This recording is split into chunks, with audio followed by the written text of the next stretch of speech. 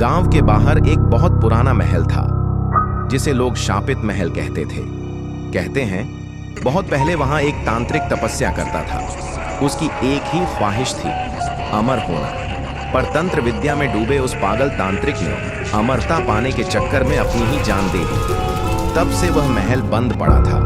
लोगों का कहना था कि रात को उस महल से अजीब मंत्रों की आवाजें आती थीं, लेकिन धीरे धीरे वो आवाजें भी बंद हो गईं। सबको लगा तांत्रिक की आत्मा मुक्त हो गई होगी। पर फिर अचानक गांव पर कहर टूट पड़ा।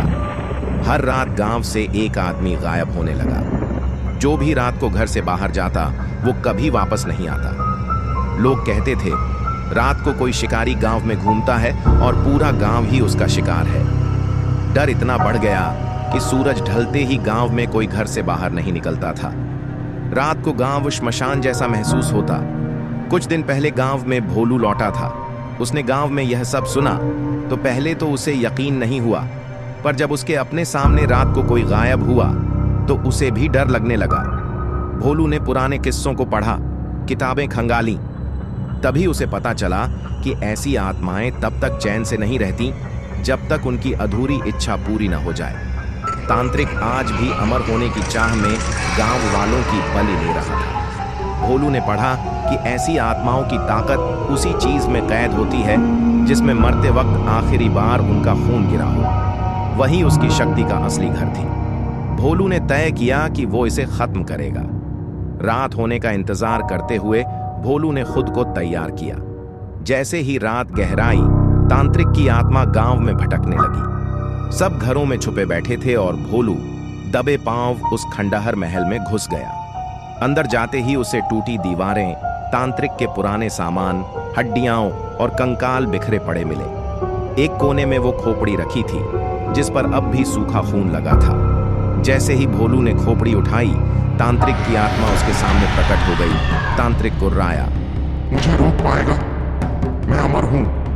भोलू डर के मारे भागा, पर तांत्रिक हर जगह पहले से मौजूद था।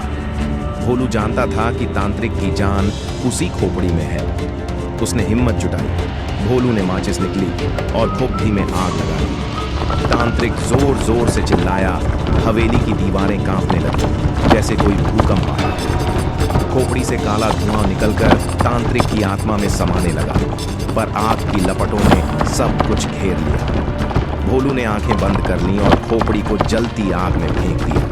एक भयानक चीख के साथ तांत्रिक की आत्मा हवा में बिखर गई। महल में सब शांत हो गया। बाहर गांव में भी डर खत्म हो गया।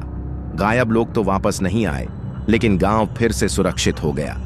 सुबह गांव वाले महल पहुंचे तो देखा भोलू बेहोश पड़ा था, पर जिंदा था। उसके हाथ में वो राख थी जो कभी तांत्रिक की अमरता थी। अब महल खंडहर ही रहेगा, पर लोग कहते हैं जो लालच में जीते हैं वो कभी सुकून से मर नहीं पाते। ऐसी और स्टोरीज देखने के लिए लाइक और सब्सक्राइब करें हमारे चैनल को।